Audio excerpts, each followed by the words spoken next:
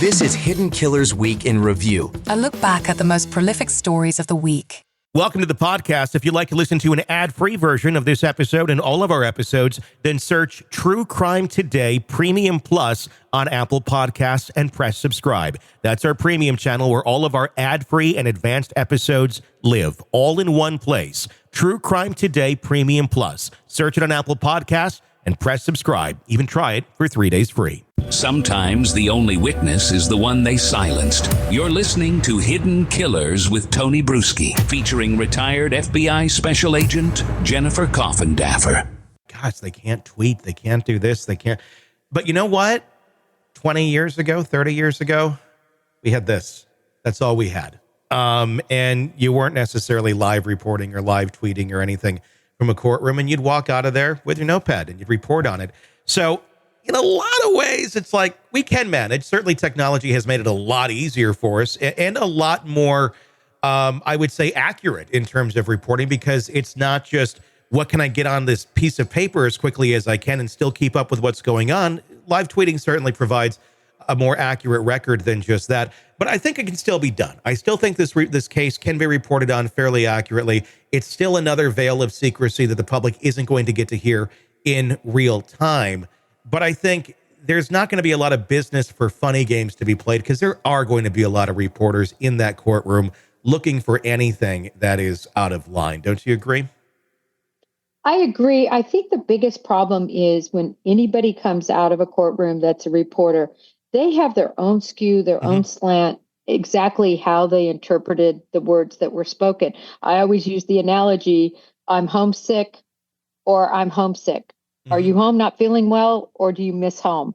And these reporters are going to be able to certainly put their own skew on how they perceive a witness comes off, how they perceive goal comes off. And you know, I think I mentioned that it's possible, I haven't seen the ruling for sure yet, but that she might not even allow public viewing of the exhibits. And if that is also gleaned from the record until after this trial is over, I just think it does such a disservice. It does. But at the same point, we have to remember here, he pretty much has a get a new trial free card in his back pocket, no matter what happens here. If he were to do that, let's say he is convicted here, would it have to be Judge Gull again that would try this, or would it be someone else? Or does Judge Gull have the option if they were to get a new trial here? Well, a couple of thoughts here. First of all, we don't know who the appellate attorneys will be on this. We're going to have an appellate lodged, but depending on the caliber, I mean, you just never know whether an appeal would be granted, Tony, even in light of everything we've seen. We just don't know. So, in a sense, I unfortunately don't have the faith you have in the appeal until I see who the appellate attorney is. Number two, if it were appealed and went back, it would go back to goal. I mean, potentially. But right now, the defense has their hands totally, hamstrung. They, as far as I know, there's no defense out there. There's no alibi defense. There's no third-party culprit. So I don't know what they're going to come up with. And now the witnesses, I mean, it's not the prosecution's fault, I will say, that Click apparently lied on other documents. The other thing is, until he's convicted, it can't be used in court, typically.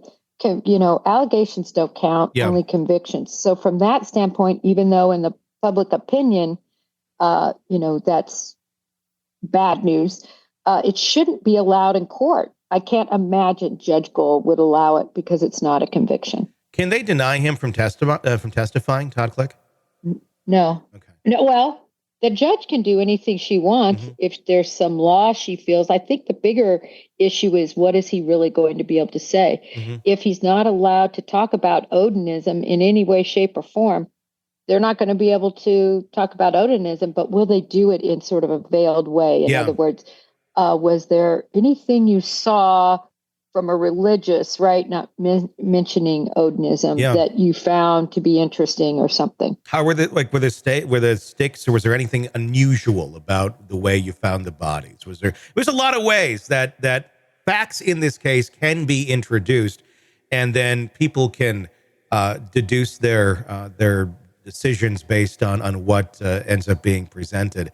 It's just, what is she going to allow? Because she seems to have carte blanche in terms of control over all of this. And it doesn't really seem to match up with how the United States judicial system typically works. It seems like this is pretty much whatever she wants, she's going to do, whether or not it really is truly fair. And that's at the end of the day. Who knows if Richard Allen did this? We just need to present this case. We need to see this case in its entirety to make that judgment. The jury needs to see that to make that judgment, and not have a skewed version of it being presented just because one person wants to present the case in a very one-sided manner.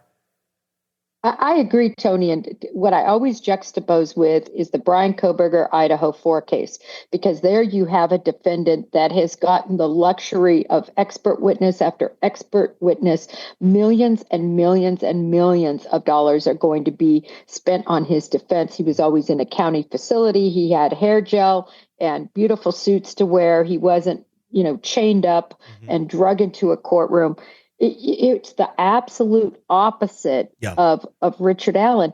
And in reality, it needs to be skewed more to how Brian Kohberger is being treated and the defense he is being allotted, at least to some degree. That is over the top, in my opinion, when you have 3 experts the government is paying for his, just to prove one point as an example. They'll have 3 experts basically say the same thing that we're paying for. And Richard Allen didn't get defense expert witnesses. It's just amazing if you juxtapose those two cases and treatment. And Richard Allen has been treated, I think, how every U.S. citizen should fear being treated as a presumed innocent person. And if this is accepted and this is just allowed to go on the way it has, we're going to see more people treated this way. If nobody comes in and stops this from happening, if it's shown that, hey, look, they got away with treating him like shit, despite everybody raising their hands going, what are you doing? They got away with it. They have the power. They're going to get away with it again in other cases. It's shocking that in one part of our country, a accused can be treated one way and another completely the opposite. Obviously, nothing is going to be fair in life, but the judicial system is all about this. It's about trying to be fair and just. And it's not a fair and just system if one person charged with the crime is treated lovely and gets all the resources that they need to defend themselves, and the other not at all. But we're talking about the same judicial system. That is a broken system. Agreed, Tony. Strap in and get ready to go back in time. Gen X Time Machine is here to transport you back to the glorious days of neon, big hair, and cassette tapes that always needed rewinding. To figure out where Tupperware went wrong, we kind of got to start at the beginning. Remember when MTV actually played music videos? Or when lunch wasn't complete without Dunkaroos? Yeah, a little bit like trying to recapture the magic of a bygone era. Yeah. We're diving into all that and more. So if you want to relive the 80s and 90s in all their retro glory, hit up Gen X Time Machine wherever you get your podcasts. VHS is looking like the obvious winner, right? Oh, and don't forget the rise of the video rental store, remember? Subscribe, because who doesn't need another excuse to avoid adulting? You're welcome. The Gen X Time Machine.